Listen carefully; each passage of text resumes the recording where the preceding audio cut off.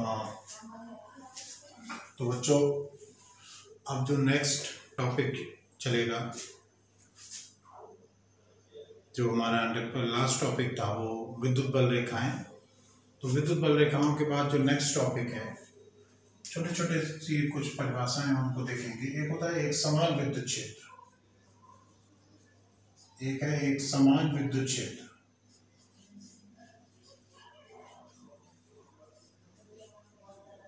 Uniform electric field.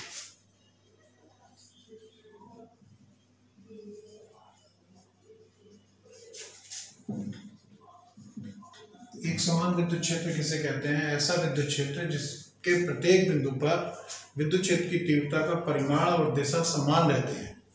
ऐसा विद्युत क्षेत्र जिसके प्रत्येक बिंदु पर विद्युत क्षेत्र की तीव्रता का परिमाण और दिशा समान रहते हैं, ऐसे विद्युत क्षेत्र को हम कहते हैं एक समान विद्युत क्षेत्र। तो इसमें विद्युत क्षेत्र की तीव्रता, इलेक्ट्रिक फील्ड इंटेंसिटी जो है, परिमाण तथा दिशा समान होगी। परिमाण तथा दिशा समान।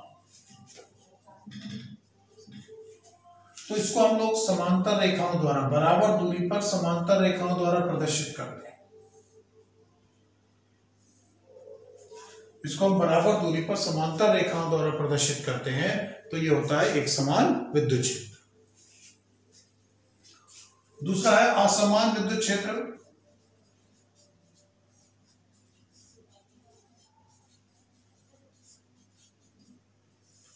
Non uniform electric field.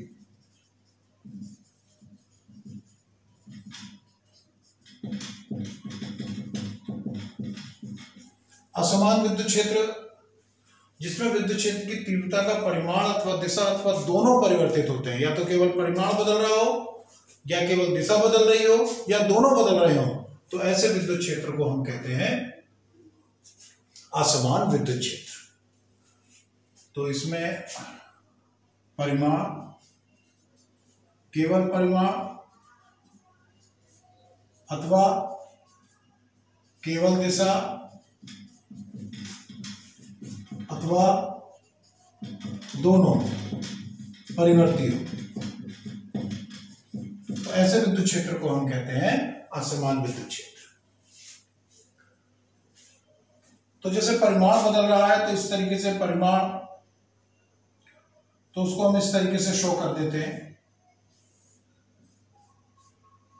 तीव्रता, यहां पर तीव्रता ज्यादा होगी, यहां पर तीव्रता कम होगी। असमान विद्युत क्षेत्र।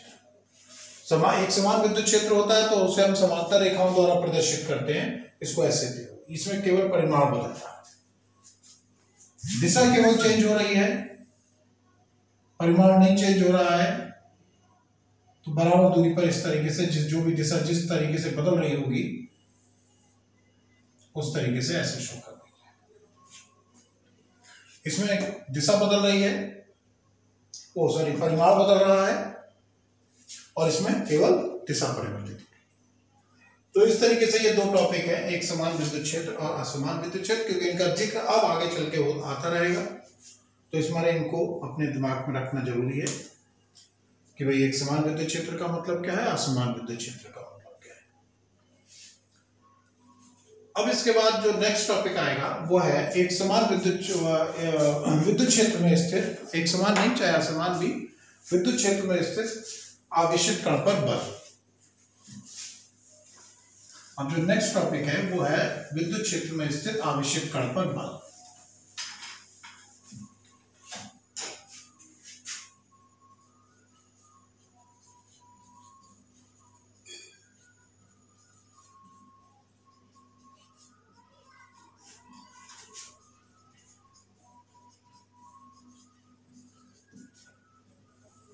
Force on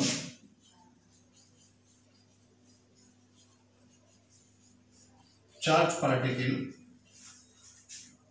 in electric field. तो इसमें कोई बहुत बड़ा सा कोई डेरिवेशन नहीं है, सिर्फ एक फैक्ट है कि यदि किसी आवेशित कण को विद्युत क्षेत्र में रखा जाएगा तो वह एक बल का अनुभव करेगा। क्योंकि हमने डेफिनेशन जो शुरुआती दौर में यही बात हुई है कि विद्युत क्षेत्र में आवेशित कण बल का अनुभव करता है, तो उसी से विद्युत क्षेत्र की तीव्रता की परिभाषा बनी। तो क्रॉस मल्टीप्लिकेशन करेंगे तो F इक्वल्स टू क्यू ही हो गया। तो बस वही हो गया कि विद्युत क्षेत्र में आवेशित कण पर जो बल है vector F equals to Q into vector E. इसमें अगर Q का मान अगर हम इस फॉर्म में अप्लाई कर रहे हैं तो Q का मान हम चिन्ह सहित रखेंगे। अब आती है बात बल की दिशा की। अगर हम इसमें देखें परिमाण की केवल बात करें, अगर इसका परिमाण देखें तो लिखेंगे F equals to Q E. अगर हम ऐसे लिखेंगे तो इसमें Q का मान केवल परिमाण लिखेंगे, दिशा सहित नहीं लिखेंगे, सॉरी चिन्ह सहित नहीं लिखेंगे। F equals to Q E. यहाँ पे Q का मान अगर हम वेक्टर फॉर्म में कहीं पर भी है, यदि हम वेक्टर फॉर्म में अप्लाई कर रहे हैं तब उसमें सभी राशियों के अगर किसी के चिन्ह है तो चिन्ह को भी यूज करेंगे, और इसमें अगर हम नॉर्मल फॉर्म यूज कर रहे हैं तो उसमें हम Q की वैल्यू चिन्ह सहित नहीं रखेंगे, ये केवल परिमाण बताएगा। तो फिलहाल ओवरऑल बात यह है कि विद्युत क्षेत्र में आवेशित कण पर बल कितना होगा, vector F equals to Q into vector E. कैसे लिखा जाएगा, परिमाण तो F equals to Q E, दिशा क्या हो जाएगी, दिशा यहां से देखिए, सिंपल सी बात है। अगर ये प्लस क्यू है तो जो दिशा E की होगी वही F की होगी। इसका मतलब ये हो गया अगर धन आवेश पर जो बल लगेगा वो उस पर दिशा विद्युत क्षेत्र की दिशा में। अगर यही ऋणावेश है, नेगेटिव चार्ज है, तो इस पे अगर बल की दिशा निकालनी तो यहाँ Q का मान माइनस में रखोगे तो F equals to vector F equals to minus Q into vector E आएगा। तो ये माइनस साइन वेक्टर रिप्रेजेंटेशन में माइनस साइन ये इंडिकेट करता है कि इनकी दिशा विपरीत है। तो कहने का मतलब अगर ऋणावेश है तो उस पर बल विद्युत क्षेत्र के विपरीत दिशा में लगेगा।